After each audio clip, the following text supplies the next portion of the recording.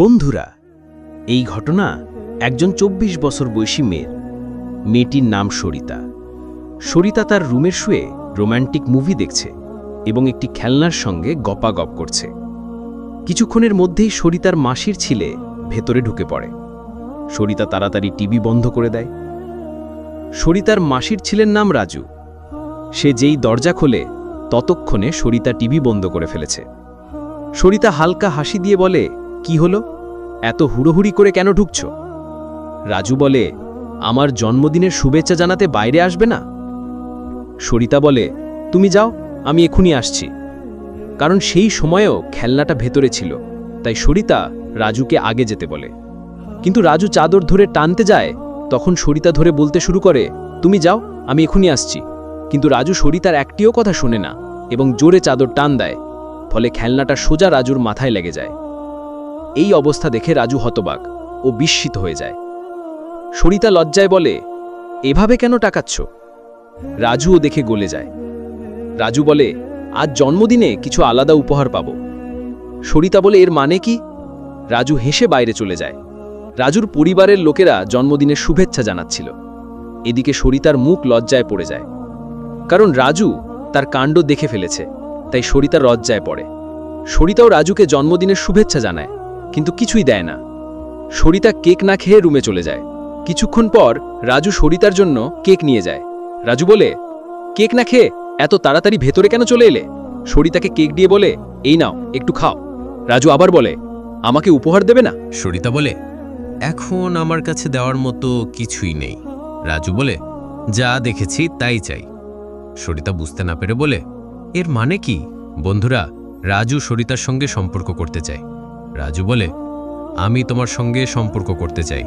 সরিতা মানা করতে শুরু করে, কিন্তু রাজু বলে, যদি তুমি মানা করো তাহলে আমি তোমার মা বাবাকে বলে দেব যে সরিতা আমাদের বাড়িতে এসে একা রুমে খেলনার সঙ্গে সম্পর্ক করছিল। এটা বলার পর সরিতা রাজি হয়ে যায়। কিছুক্ষণের মধ্যে দুজনে সম্পর্ক করতে যায়। তখন সরিতা বলতে শুরু করে, দেখো রাজু, এখন আমার অবস্থা একটু খারাপ লাগছে। রাজু বলে, আচ্ছা, তুমি তো আগেই সব করে ফেলেছ, তাই তোমার অবস্থা খারাপ হবে না। রাজু উঠে সেখান থেকে চলে যায়। কয়েকদিন পর সরিতা তার মাসির বাড়ি থেকে নিজের বাড়ি যাওয়ার জন্য তৈরি হয়। রাজুও সরিতার সঙ্গে যায়। সন্ধ্যায় যখন তারা একসঙ্গে পড়াশোনা করছিল, রাজু বলে, তুমি আমাকে এখনো জন্মদিনের উপহার দাওনি। সরিতা বলে, ঠিক আছে, আজ আমি তোমাকে সুযোগ দেব। বন্ধুরা, কিছুক্ষণের মধ্যে দুজনে সম্পর্ক করতে শুরু করে। সরিতার আওয়াজ বাইরে তার মা শুনে ফেলেন। তৎক্ষণাৎ সরিতার মা দুজনকে দেখতে আসেন, কিন্তু দরজা বন্ধ থাকায় দেখতে পান না। সরিতার মা চিৎকার করে বলেন, সরিতা, ভেতরে কি চলছে?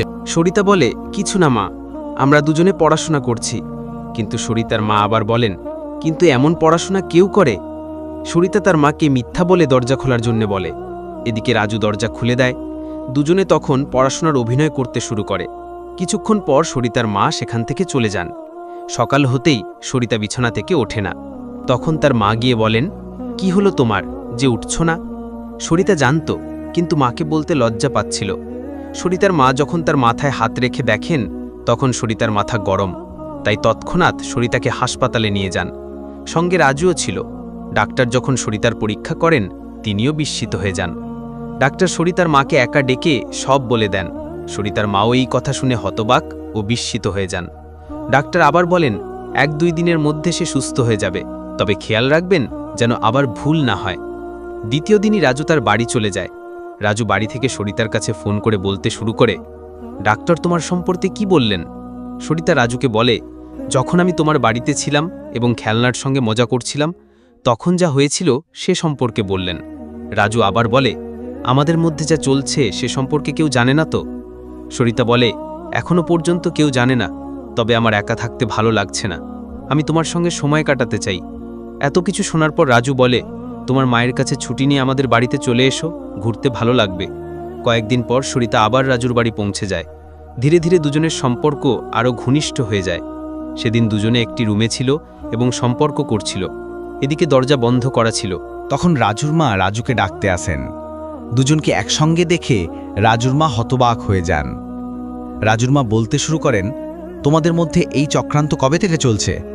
রাজু বলে, বেশি না মা, মাত্র ১-২ মাস। এই কথা শুনে রাজুর মা রেগে গিয়ে বলেন, তোমার কাছে এটা মজা মনে হচ্ছে? সরিতা মাথা নিচু করে বাইরে চলে যায়। তৎক্ষণাৎ রাজুর মা সরিতার মায়ের কাছে ফোন করে সব বলে দেন।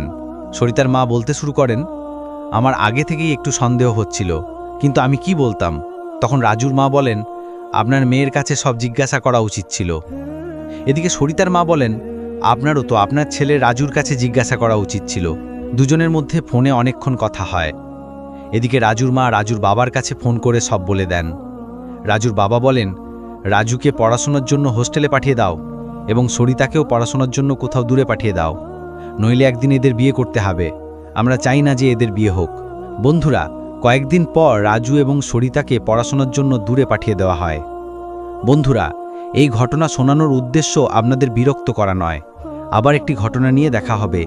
ততক্ষণ আপনারা নিজেদের খেয়াল রাখুন। সাথে থাকার জন্য ধন্যবাদ।